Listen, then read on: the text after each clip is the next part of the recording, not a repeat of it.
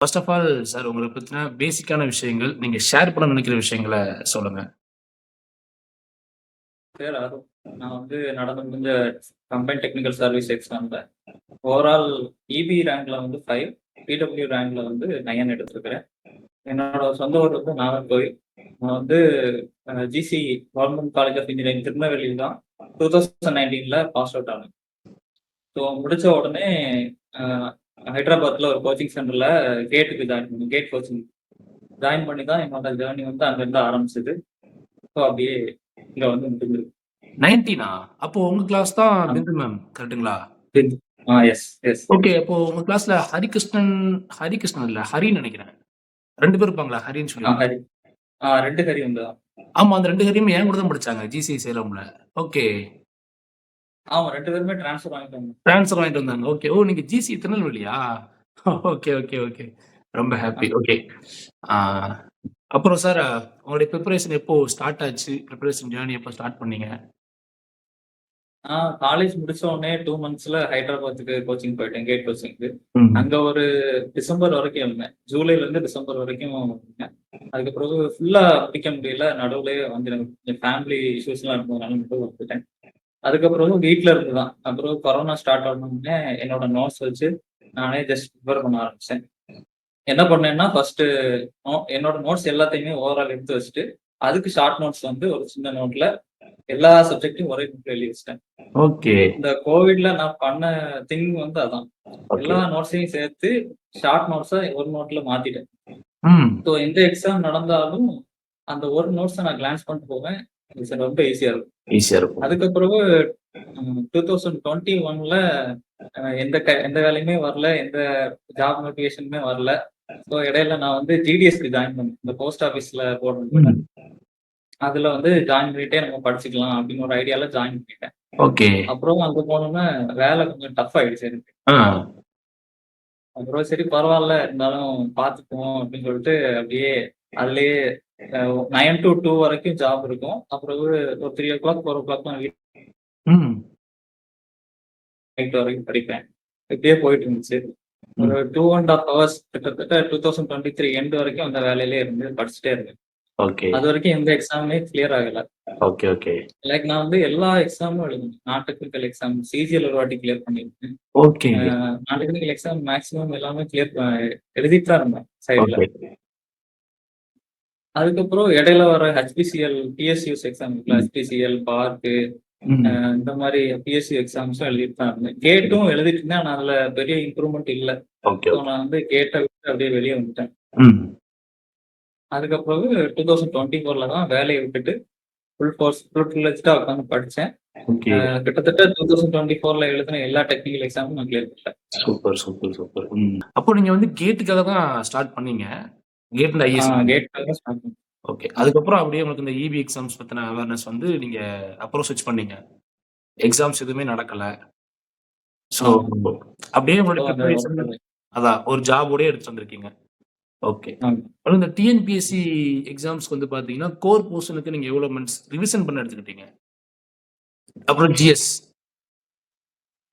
Core portion நான் 2020லயே படிக்க ஆரம்பிச்சிட்டேன். ஆனா ரிவிஷன் பண்றது எப்பவுமே நான் சொன்னேன் அந்த ஷார்ட் நோட்ஸ் யூஸ் பண்ணிட்டு தான் எப்பவுமே ரிவைஸ் பண்ணுவேன். அதுலயே எல்லா கான்செப்டையும் நான் எழுதி வச்சு அதுக்கு கிட்டத்தட்ட ஒரு 8 மந்த்ஸ் ஆயிருக்கும் அந்த ப்ராசஸ் முடிக்கிறதுக்கு. கண்டிப்பா. நான் டெக்னிக்கல் நான் எப்ப ஆரம்பிச்சேன்னா 2024 ஸ்டார்டிங்ல தான் அந்த ரயில்வே நோட்டிபிகேஷன்லாம் விட்டாங்க. அப்ப ரயில்வே ஜெய் வந்துச்சு.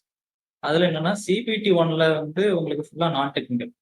ஸோ நான் டெக்னிக்கல் படிச்சே ஆகணுன்ற கட்டாயத்துக்குள்ள போயிடுச்சு. ஸோ நான் அப்பதான் நான் டெக்னிக்கல் படிக்க ஆரம்பிச்சேன் 2024 ஜான்ல.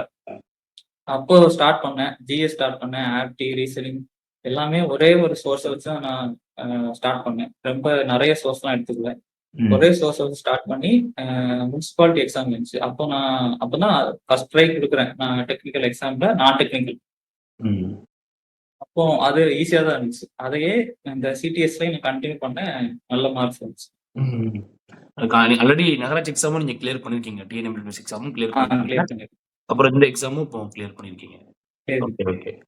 உங்களுக்கு இந்த ஜிஎஸ் நீங்க ரொம்ப டிஃபிகல்ட்டியா ஃபீல் பண்ணீங்களா? இல்ல அது உங்களுக்கு ஓகேவா இருந்துச்சா ப்ரிப்பேர் பண்றதுக்கு? ஜிஎஸ் வந்து நான் எப்படி படிச்சேன்னா 10th 12th 11th புக்ஸ் இருக்குல்ல நம்ம தமிழ்நாடு புக்ஸ், அதுல உள்ள ஹிஸ்டரி, ஜியோகிராஃபி, பாலிட்டி அந்த புக்ஸ்ல உள்ள எல்லாமே பார்த்தேன். அப்புறம் நமக்கு தமிழ் யூனிட் 8ல ஸ்பெசிஃபிக்கா இருக்குல்ல, அது வந்து என் ஃப்ரெண்டு தான் சொல்லி கொடுத்தான், கபிலேஷ் சொல்லி கொடுத்தான். ஆமா ஆமா. அவர் சொல்லி கொடுத்தாரு. அப்புறம் என் ஃப்ரெண்டு ராஜின் காரைக்குடியில பிரமிட்ல படிக்கிறாங்க, அவங்க 2 பேரும் தான் சொல்லி கொடுத்தாங்க. அப்படியே ஹெல்ப்ல நீங்க நான் அவங்களுக்கு டெக்னிக்கல் சொல்லி கொடுத்தேன், அவங்க எங்களுக்கு நான் டெக்னிக்கல் அப்படியே படிச்சுக்கிட்டு. ஸோ ஒரு டீம் ஒர்க்கா வந்து இதை சாத்தியப்படுத்திட்டீங்க. Super super. கேட் எக்ஸாமுக்கு வந்து நீங்க ப்ரிப்பேர் பண்ண ஸ்டார்ட் பண்ணீங்கல்ல, காலேஜ் முடிச்ச உடனே ஸ்டார்ட் பண்ணீங்கல்ல, எப்படி காலேஜ் படிக்கும் போது இந்த ஒரு எண்ணம் இருந்துச்சா கேட் எக்ஸாம் படிக்கணும்? அது பிஎஸ்சி போட்டு ட்ரை பண்ணீங்களா, ஐஐடி போட்டு ட்ரை பண்ணீங்களா? ஆக்சுவலா ஐஐடி போலாம் தான் ட்ரை பண்ணிட்டு இருந்தேன். ஆனா ஜாபுக்கு போக வேண்டிய அவசியம் இருந்ததுனால சரி வேண்டாம். ஓகே. இது எப்படி நடந்துச்சுன்னா, நாங்க ஃபைனல் இயர் படிக்கும் போது எங்க சீனியர் ஒரு அண்ணா வந்து கேட்டுக்கு படிச்சுட்டு இருந்தாரு. அவர் வந்து எங்க கிளாஸ்ல வந்து இந்த கேட் கிளாஸ் எல்லாம் எடுத்துட்டு இருப்பாரு. அது மூலமா தான் எங்களுக்கு இன்ஸ்பயர் ஆச்சு. ஓகே. இந்த மாதிரி அவர் கிளாஸ் எடுக்கும்போது நல்லா இருக்குது, இதை படிச்சு நம்ம முடிக்கலாம் என்ன அப்படின்னு ஒரு ஐடியா இருந்துச்சு. ஸோ அங்க இருந்து கண்டினியூ பண்ணதுதான். ஃபைனல் இயர்ல தான் ஃபர்ஸ்ட் ட்ரை கொடுத்தேன். அப்பவே மார்க்ஸ் வந்து 20, 25 அந்த ரேஞ்ச்ல. அதுக்கப்புறம் 2 வாட்டி குவாலிஃபை ஆனேன், ஆனா நல்ல மார்க்ஸ் வரல. நல்ல. ஓகே. இப்போ தேர்ட் இயர் படிக்கிற பசங்க இருக்காங்கல்ல, அவங்களுக்கு வந்து உங்களுடைய சஜஷன், நீங்க என்ன மாதிரி படிச்சா கிராக் பண்ணலாங்கிற ஐடியா இருந்தா கொடுக்கலாம். இப்ப இந்த வீடியோ பாக்குற ஒரு சில தேர்ட் இயர் பசங்க இருக்காங்க, ஒரு சஜஷன் கொடுக்கலாம். காலேஜ் டேஸ்லயே அவங்களுக்கு தேர்ட் இயர்லயே வாய்ப்பு கிடைக்கிறது வந்து ரொம்ப நல்லதுதான். இப்போ அவங்க தேர்ட் இயர்ல ஒரு ட்ரை கொடுத்துட்டு ஃபைனல் இயர்ல வந்து இன்னும் பெட்டரா நல்ல மார்க்ஸ் எடுக்கும். ஸோ தேர்ட் இயர்லயே நீங்க ஆரம்பிக்கும் போது உங்களுக்கு செகண்ட் இயர்லயே நெட்வொர்க்ஸ் உங்களுக்கு தெரிஞ்ச சப்ஜெக்ட் எல்லாம் படிச்சுட்டு அப்படியே வந்துடலாம். ஃபைனல் இயர் வரும்போது நீங்க மிஷின்ஸ், பவர் சிஸ்டம் மாதிரி பெரிய பெரிய சப்ஜெக்ட், அந்த 5 கோர் சப்ஜெக்ட்னு சொல்லுவாங்க, networks, controls, machines, power system, power electronics. இந்த 5 சப்ஜெக்டையும் நீங்க காலேஜ்லயே முடிச்சிட்டீங்கன்னா அங்கேயே பெரிய வேலை முடிஞ்சுது. ஸோ அதுக்கு வெளியே வந்து கூட நீங்க மற்ற சப்ஜெக்ட்ஸை கூட முடிச்சுக்கலாம். எக்ஸாம் படிக்க ஸ்டார்ட் பண்ணா மற்ற எக்ஸாம்ஸுமே ஈஸியா இருக்கும் ப்ரிப்பேர் பண்றதுக்கு. ஈஸியா. ஓகே. இன்ஜினியரிங் எக்ஸாமினேஷன் ட்ரை பண்ணீங்களா? IAS exam, UPSC? 2021ல ஒரு வாட்டி ட்ரை பண்ணேன். அதுக்கப்புறம் ட்ரை பண்ணேன், அது வந்து செட் ஆகல. ஓகே. இந்த டிஆர்பி பாலின் லெக்சர் எக்ஸாமினேஷன்? ஆமா சார், அது வந்து 2021ல எழுதியிருந்தேன். 113 மார்க்ஸ் வந்துச்சு. ஓகே. அதுக்கப்புறம் 2023ல பார்க் நடந்துச்சு, டெக்னிக்கல் ஆஃபீஸர் எக்ஸாம். அது கிளியர் பண்ணி இன்டர்வியூ போனேன் மும்பைல. ஓகே. அது கொஞ்சம் இன்டர்வியூ வந்து கொஞ்சம் டஃப்பா தான் இருந்துச்சு. ஓகே. இன்டர்வியூ கிடைக்கல, கஷ்டமா இருந்துச்சு. அப்புறம் பெல் பிஹெச்இஎல் இருக்கு சார், அதுல வந்து கிட்டத்தட்ட 1.25 மார்க்ஸ்ல போயிடுச்சு. இந்த நேரத்துல கேட்கணும்னு நினைச்சிட்டு தான் இருந்தேன். மிஸ் பண்றாங்கல்ல, பார்டர்ல மிஸ் பண்ணாங்கல்ல, இப்போ லாஸ்ட் அட்டெம்ப்ட் பார்டர்ல மிஸ் பண்ண ஆஸ்பிரன்ட்ஸ்க்கு உங்களுடைய சஜஷன் என்ன? நீங்க எப்படி அதை கோ த்ரூ பண்ணீங்க? நீங்க எப்படி இது கடந்து வந்தீங்க? ஆக்சுவலா கஷ்டமா தான் இருக்கும். நானும் நிறைய எக்ஸாம்ஸ் ஃபெயில் ஆயிருக்கேன். ஃபெயில் ஆகும் போதெல்லாம் ஏன்டா ஃபெயில் ஆகுறோம் அந்த மாதிரிலாம் நான் யோசிச்சது இல்லை. எதுல நம்ம மிஸ்டேக் பண்றோம், அந்த ஆன்சருக்கு எடுத்து பார்க்கும்போது நமக்கு தெரியும் நம்ம எதுல மிஸ்டேக் பண்றோம் அப்படின்னு. ஸோ அதை அனலைஸ் பண்ணி பார்க்கும்போது எனக்கு தெரிஞ்சது நான் ப்ராப்ளமேட்டிக் ஏரியால வீக்கா இருக்கேன். எனக்கு தெரிஞ்சது அனலாக் டிஜிட்டல் எல்லாம் நான் கொஞ்சம் வீக்கா இருந்தேன். ஸோ அதை நான் என்ன பண்ணேன்னா, திருப்பியும் ஒரு வாட்டி என்னோட பழைய நோட்ஸ் எடுத்து பேசிக்ல இருந்து நான் ஆரம்பிச்சேன். ஸ்டார்டிங்ல இருந்து ஆரம்பிச்சு திருப்பியும் ஷார்ட் நோட்ஸ் எடுத்து பேசிக் கான்செப்ட்ஸ் எல்லாம் படிச்சு அங்க இருந்து திருப்பி அதை ரிவைஸ் பண்ணி அப்படிதான் நான் ஸ்ட்ரென்தன் பண்ணேன். ஒவ்வொன்று அப்படி ஸ்ட்ரென்தன் பண்ணி தான் கடைசியில என்னால ஜெயிக்க முடியும். ஸோ எவ்வளவு மார்க்ல வேணாலும் விடுங்க, மார்ஜின்ல வந்தாலும் மனசை தளர விட்டுறாங்க. ரிவைஸ் பண்ணிட்டே இருங்க மறுபடியும். அப்படி ரிவைஸ் பண்ணி உங்களால இம்ப்ரூவ் பண்ண முடியலன்னா மறுபடியும் பேசிக்ஸ் போகும். பேசிக்ஸ்க்கு போய் ஒவ்வொன்றா படிப்படியா மேல வாங்க. அந்த சப்ஜெக்டை வந்து கிளியர் பண்ணி டெஸ்ட் போடுங்க. நிறைய டெஸ்ட் போட்டு ப்ராக்டிஸ் பண்ணுங்க, அதான் முக்கியம். நீங்களும் அருண் சார் மாதிரி ஏஇ, ஜேஇ லெக்சரர் மாதிரியான காம்படிட்டிவ் எக்ஸாமினேஷன் ப்ரிப்பேர் பண்ணுறீங்க அப்படின்னா கீழே டிஸ்கிரிப்ஷன் கமெண்ட் செக்ஷனில் நம்ம சேனலில் வரைக்கும் நடத்தின எல்லா கிளாஸையுமே தொகுத்து நாங்கள் ஒரு பிளேலிஸ்ட்டாக கொடுத்துருக்கோம். இதில் அரௌண்ட் ஒரு 100 ஹார்ஸுக்கான ப்ராப்ளம் சால்விங் செஷன் இருக்குது. போய் செக் பண்ணி பாருங்கள். இது எல்லாமே உங்களுடைய செல்ஃப் ப்ரிப்பரேஷன் ஜேர்னிக்கு ரொம்ப ஹெல்ப்ஃபுல்லாக இருக்கும். இல்லை நீங்கள் வந்து எங்களுடைய ஃபுல் கோர்ஸ் பர்ச்சேஸ் பண்ண போகிறீங்க அப்படின்னா இது எங்களுடைய ஃபுல் கோர்ஸ் 8 மந்த்ஸ்க்கான வேலிடிட்டி 6,000 ருபீஸ்க்கும், டெஸ்ட் சீரிஸ் 15,500 ருபீஸ்க்கும், 1 இயர்க்கான வேலிடிட்டி ஃபுல் கோர்ஸ் 10,000 ருபீஸ்க்கும் ப்ரொவைட் பண்ணுறோம். உங்களுக்கு இதுக்கான ஃபார்முமே கீழே டிஸ்கிரிப்ஷன் பாக்ஸில் கொடுத்துருக்கேன், போய் செக் பண்ணிக்கோங்க. வீடியோ கோர்ஸ் மட்டும் வேணும் அப்படின்னா அதுக்கான ஃபார்ம் இருக்குது, டெஸ்ட் சீரிஸ் மட்டும் போதும்னா அதுக்கான ஃபார்ம் இருக்குது, ஃபுல் கோர்ஸ்க்கான ஃபார்மும் கொடுத்துருக்கோம். உங்களுக்கு வந்துட்டு இந்த கிளாஸஸ் பார்த்துட்டு உங்களுக்கு எங்களுடைய வகுப்புகள் பிடிச்சிருக்கு அப்படின்னா நீங்கள் என்ன பண்ணிக்கலாம், எங்களுடைய இந்த கோர்ஸ் வந்து பர்ச்சேஸ் பண்ணிக்க முடியும். இந்த கோர்ஸ் இந்த வீடியோ நான் ரெக்கார்ட் பண்ணும்போது November 23 இது.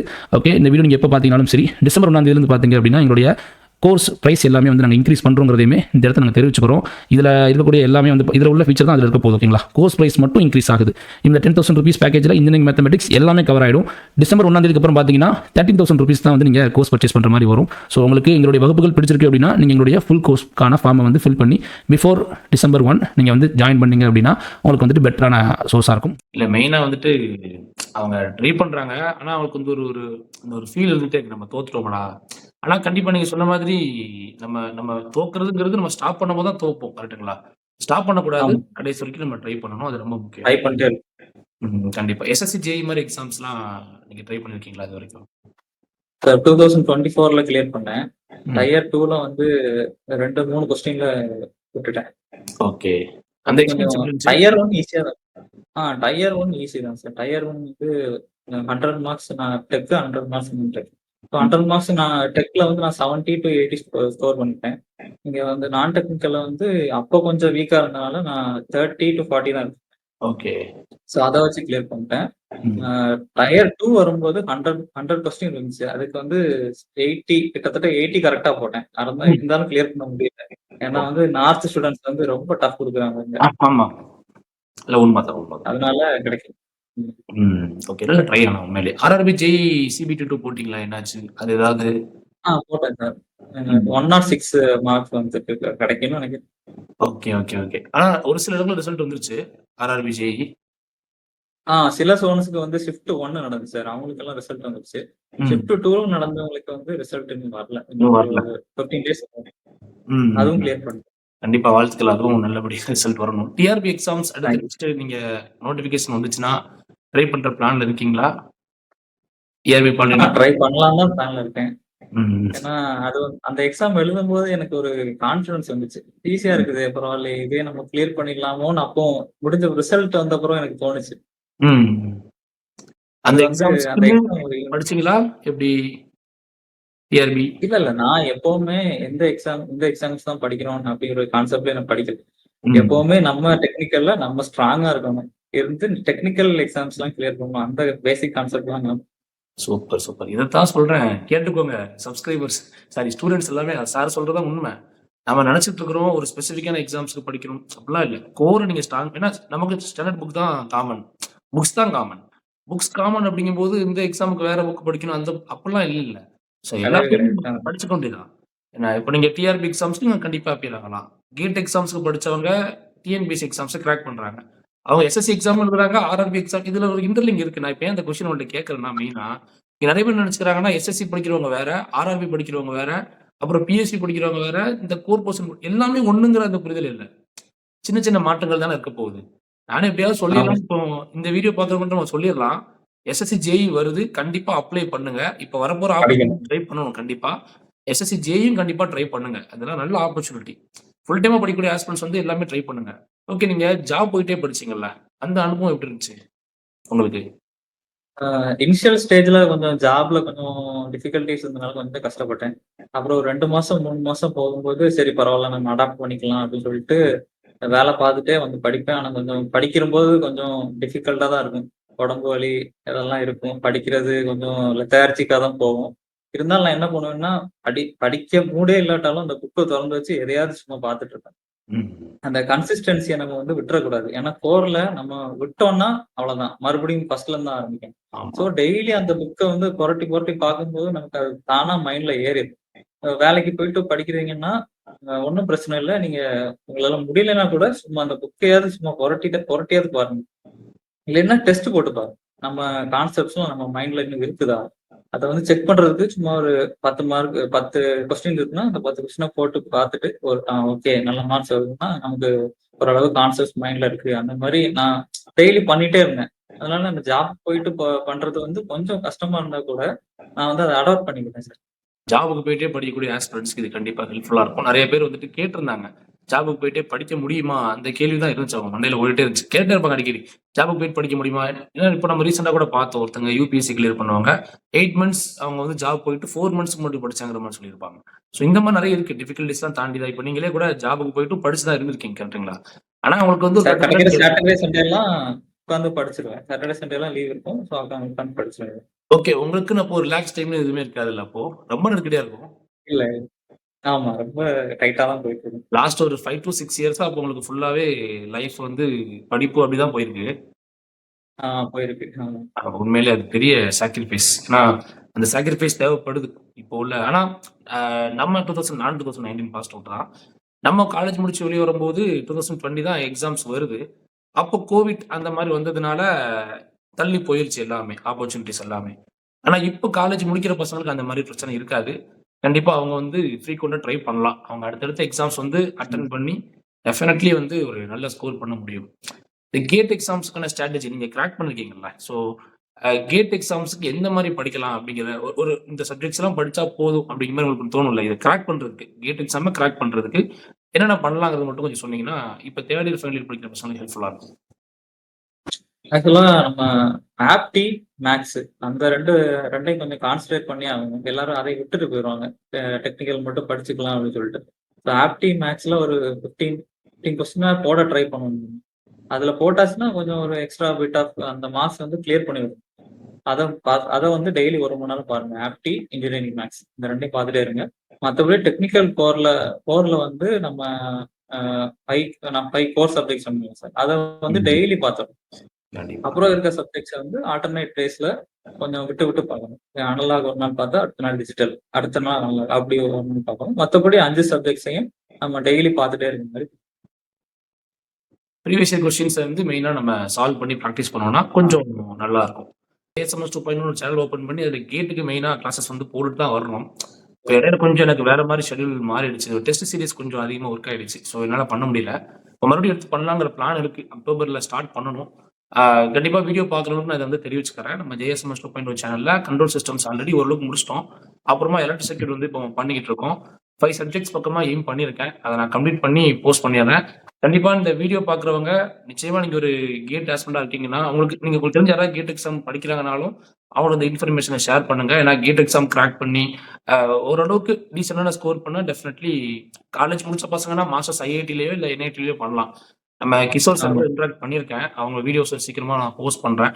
டெஃபினெட்லி ஏன்னா அங்கேயும் நல்ல ஆப்பர்ச்சுனிட்டி இருக்கு. மாஸ்டர்ஸ் ஐஐடில பண்ணாங்கன்னா டெஃபினட்டா ஒரு பெட்டரான ஒரு கரியர் ஆப்பர்ச்சுனிட்டிங்கிறது இருக்கு. அண்ட் பிஎஸ்யூமே நம்ம அடுத்து ஃபோக்கஸ் பண்ணணும். நம்ம நீங்க இந்த எக்ஸாம் பிரிப்பரேஷன் ஸ்டார்ட் பண்ணும்போது தனியா தானே ஃபீல் பண்ணியிருப்பீங்க. ஏன்னா பெருசா யாரும் இந்த எக்ஸாம் படிச்சுட்டு இருக்க மாட்டாங்க. பெருசா இன்ஜினியரிங் எக்ஸாம் ஆமா யாரும் சார். படிச்சிருக்க மாட்டாங்க. ரொம்ப அலுப்பா ஃபர்ஸ்ட் இருக்கும். நம்ம ஸ்டார்ட் பண்ணும்போது டிஎன்இபி மட்டும் தான் இருந்துச்சு. டிஎன்இபியை நம்பியே எல்லாருமே படிச்சுட்டோம். அதை நோக்கி எல்லாரும் ஓடிட்டு இருந்தாங்க. கடைசியில் அது எக்ஸாம் கேன்சல்னு சொன்னோம்னா தான் எல்லாருமே அப்படி பிரேக் ஆயிட்டாங்க. அதுக்கு நான் வந்து அதுக்கப்புறம் எனக்கு போன வருஷம் தான் அந்த ஃப்ரெண்ட்ஸ் எல்லாம் கிடைச்சாங்க. அவங்க வந்து கம்பெனி கொடுத்தனால ஓரளவு நான் டெக்னிக்கல்லாம் கவர் பண்ணி நானும் அவங்களுக்கு டெக்னிக்கல் சொல்லி கொடுக்கும்போது எனக்கும் இன்னும் கொஞ்சம் டெக்னிக்கல் ஆச்சு. ஸோ அப்படி 2 பேருமே மாத்தி மாத்தி சொல்லி கொடுக்கும்போது அது இன்னும் கொஞ்சம் ஈஸியா வேலையும் முடியும். நம்ம படிச்சு முடிச்சிடலாம் ஈஸியா.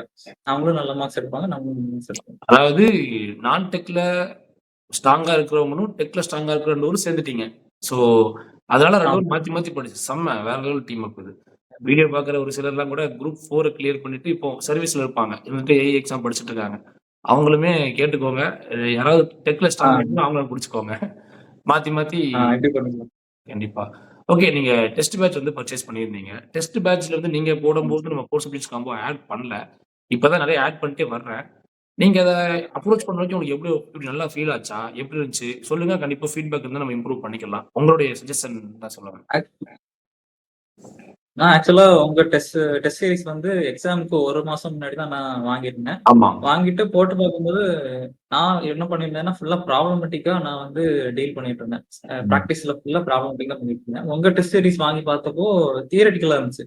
ம். ஓகே, பரவாயில்லையே, தியரட்டிக்கலாவும் இருக்குது. எப்படியும் ரியல் டைம்ல வந்து நமக்கு தியரட்டிக்கல் பிளஸ் பிராக்டிகல் தான் போகும். கண்டிப்பா. ஸோ உங்க டெஸ்ட் சீரிஸ்ல வந்து தியரட்டிக்கல் வந்து நிறைய இருந்துச்சு. ஸோ தியரட்டிக்கல் போடும்போது எனக்கு வந்து ரொம்ப ஈஸியா இருந்துச்சு. ம். அதுக்கப்புறம் எனக்கு ஒரே சஜஷன் இருக்கு. நீங்க ம். வந்து ஃபுல் டெஸ்ட் ஆட் பண்ணா நல்லா இருக்கும். கண்டிப்பா, கண்டிப்பா. ம். ஏன்னா அது வந்து ஒரு ரியல் டைம் எக்ஸ்பீரியன்ஸ் கொடுக்கும். நம்ம 3 ஹவர்ஸ் ஃபுல்லா உட்காந்து எழுதும்போது தான் அந்த எக்ஸாம்ல போய் எப்படி பண்றோம் அப்படின்ற ஒரு ஐடியா கிடைக்கும். கண்டிப்பா. இப்ப ஆட் பண்ணியிருக்கோம். ஒரு 3 டெஸ்ட் ஆட் பண்ணியிருக்கோம்.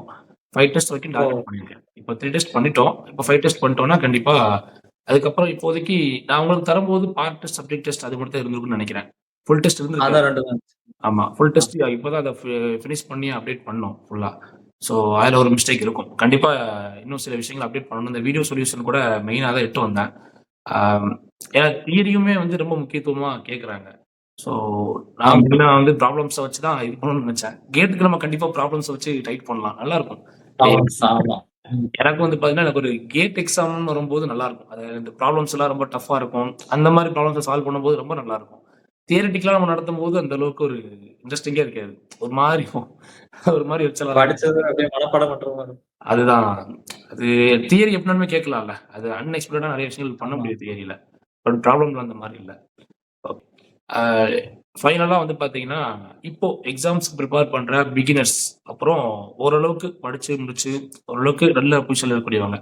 உங்க 2 பேருக்கும் பிகினர்ஸ் அண்ட் ஓரளவுக்கு எக்ஸ்பீரியன்ஸ் ஆனவங்க. அவங்களுக்கு உங்களுடைய சஜஷன் மட்டும் ஷேர் பண்ணிருங்க. பிகினர்ஸ்க்கு நான் டெக்னிக்கல் என்ன சொல்லுவேன்னா, ஏதாவது ஒரு சோர்ஸ வந்து வச்சு படிங்க.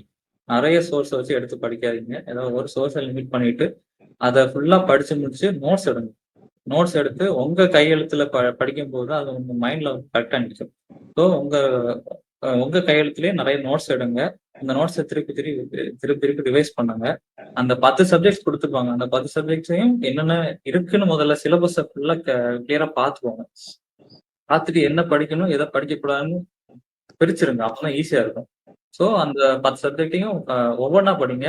அதாவது ஒரு நாள் வந்து 2 சப்ஜெக்ட் தான் படிக்காதீங்க. ஒரு நாள் 2 சப்ஜெக்ட்ஸ் பிரிச்சு காலையில இது, சாயங்காலம் நெட்வொர்க்ஸ், காலையில கண்ட்ரோல்ஸ் அந்த மாரி பிரிச்சு அ பிரிச்சு படிங்க. ஒரு 2 மாசம், 3 மாசம் டைம் எடுக்கும். இது வந்து சீக்கிரம் முடிய ப்ராசஸே கிடையாது. கிராஷ் கோர்ஸ்லாம் சொல்றாங்க. அதெல்லாம் கண்டிப்பா ஒர்க்கே ஆகாது எனக்கு தெரிஞ்சு.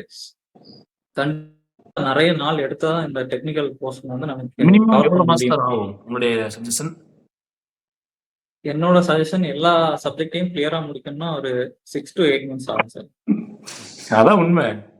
அத சொன்னா அடிக்க வராங்க சார். என்ன பண்றது? எவ்வளவு சொன்னாலுமே சண்டைக்கு வர்றாங்க. 10 நாள்ல கோர்ஸ் தாங்கன்னு கேட்கறாங்க. 20 நாள்ல கோர்ஸ் தாங்கன்னா நான் எங்க போறது? வருத்தமா இருக்கு. ரொம்ப அதெல்லாம் வருத்தமா முடியாது இருக்கு. சார். அது ம். பண்ணவும் ஆள் இருக்குல்ல. அதனால வந்து கேட்கறாங்க. என்ன ஆமா, பண்றது? ஆமா. ரொம்ப வருத்தமா இருக்கு. நம்ம ம். வந்து ஒரு 8 மந்த்ஸ் இல்லன்னா ஒரு 1 இயர் பேக் குடுக்குறோம்னா, சண்டைக்கு வர்றாங்க. எனக்கு 8 மந்த்ஸ்லாம் தேவையில்ல. எனக்கு 2 மாசத்துல குடுங்கங்கிறாங்க. இன்ஜினியரிங் எப்படிங்க அதெல்லாம் 2 பண்ணவே மாசத்துல முடியாது. முடிக்கிறது? இல்ல ரொம்ப அழுத்தமா அ இருக்கு நமக்கு. ஓகே. நீங்க சொல்லுங்க. ஆமா. ம். அப்புறம் நான் டெக்னிக்கலுக்கு வந்து ஸ்கூல் புக்ஸ் ஃபாலோ பண்ணுங்க. ஸ்கூல் புக்ஸ ஃபாலோ பண்ணி ஹிஸ்டரி, ஜியோகிராஃபி, பாலிட்டி அப்புறம் கரண்ட் அஃபேர்ஸ்க்கு நம்ம YouTubeலயே நெறைய டிஎன்பிஎஸ்சி கரண்ட் அஃபேர்ஸ் நெறைய இருக்குது. அத யூஸ் பண்ணுங்க. மேக்ஸிமம் நான் டெக்னிக்கலா அதே கவர் ஆகும். அப்புறம் ஆப்டிக்கும் டிஎன்பிஎஸ்சி ஆப்டி வந்து நெறைய இருக்குது YouTubeல. அத கவர் பண்ணுங்க. மேக்ஸிமம் படிச்சு முடிச்ச ஆஸ்பிரண்ட்ஸ்க்கு நான் என்ன சொல்லுவேன்னா, டெஸ்ட் போடுங்க. ஃபுல் அண்ட் ஃபுல் டெஸ்ட் தான். டெஸ்ட் போட்டாலே நீங்க எக்ஸாம் டைம்ல ரியல் டைம்ல என்னலாம் மிஸ்டேக் பண்றீங்கன்றது அந்த டெஸ்ட்ல தெரிஞ்சு போயிரும். அத ரெக்டிஃபை பண்றதுக்கான டைம் மட்டும் எடுத்துக்கோங்க. மத்தபடி ரிவைஸ் பண்ணுங்க. ரிவைஸ் பண்றதுன்னா நம்ம நோட்ஸ வச்சே ரிவைஸ் பண்ணக்கூடாது. டெஸ்ட் போட்டு அந்த டெஸ்ட்ல என்ன மிஸ்டேக் பண்றோம்? மிஸ்டேக் பண்ணாத கொஸ்டினையும் திருப்பி எடுத்து ரிவைஸ் பண்ணணும். கண்டிப்பா. கிட்டத்தட்ட எல்லா கொஸ்டினையும் ரிவைஸ் பண்ண வேண்டியது. ரிவைஸ் பண்ணிட்டே இருங்க. டெஸ்ட் போடுங்க. எல்லாமே ஈஸியா இருக்க வரைக்கும் நீங்க ட்ரை பண்ணிட்டே இருங்க டெஸ்ட். Okay sir. உங்களுக்கு இந்த பிரிப்பரேஷன் ஜர்னில உங்களுக்கு ரொம்ப புடிச்ச சப்ஜெக்ட் என்ன? என்ன சப்ஜெக்ட் ரொம்ப புடிச்சிருந்துச்சு? எது நீங்க மோஸ்ட்லி ஹேட் பண்ண சப்ஜெக்ட்? பிடிச்ச சப்ஜெக்ட்னா கண்ட்ரோல்ஸ் தான் சார். ம். கண்ட்ரோல்ஸ் தான் எனக்கு ரொம்ப பிடிச்சது. ஹேட் பண்ண சப்ஜெக்ட் அப்படி கிடையாது. நான் வந்து அத வந்து ஒதுக்கி வச்சிருந்தேன். அத படிச்சா ரொம்ப டைம் எடுக்கும். Signals and system. அத வந்து பாதி தான் படிச்சேன். ம். கிட்டத்தட்ட லேப்லெஸ் அது வரைக்கும் தான் போனேன். ம். அதுக்கப்புறம் சரி ரொம்ப டைம் எடுக்குது அப்படின்னு சொல்லி அத அப்படியே வச்சுட்டேன். ம். இல்ல அந்த சிக்னல்ஸ் அண்ட் சிஸ்டம்ஸ் பார்த்தீங்கன்னா, நான் பண்ண பெய்ட் கோர்ஸ்ல வந்துட்டு 106 லெக்சர்ஸ் மேல போயிருச்சு. அது ரொம்ப அதிகமா தான் சூப்பர். இருக்கு. அந்த ஃபில்டர்ஸ் டாபிக்லாம் போனோம்னா ரொம்ப பெருசு. அது பாட்டுக்கு போயிட்டே இருக்கு. நம்ம கிளாஸ் எடுக்கிறோம் ஆமா. ஜாலியா இருக்கு. ஓகே. ஆனா அத படிக்கிற உங்களுக்கு வந்து உண்மையிலே அத வந்து உட்கார்ந்து என்னைக்கு நோட்ஸ் எடுத்து உண்மையிலே சிவில் அது என்ன சிஸ்டம்ஸ் வந்து நீங்க சொன்ன மாரி கஷ்டம் தான். கண்ட்ரோல் சிஸ்டம்ஸ் அது எனக்கு ரொம்ப புடிச்ச ஃபேவரைட் சப்ஜெக்ட். அது YouTubeல நடத்தியிருந்தேன் ஃபுல்லா. ஓகே. நீங்க அ ஃபர்ஸ்ட்டா நம்ம சேனல் எப்போ ஃபாலோ பண்ண ஆரம்பிச்சீங்க? நம்ம சேனல் பார்த்தது. நான் உங்க சேனல் வந்து டிசம்பர் 2023 நெனைக்கிறேன். அப்பதான் ஓகே. பார்க்க ஆரம்பிச்சேன். ம். கண்ட்ரோல்ஸ் தான் பார்க்க ஆரம்பிச்சேன்.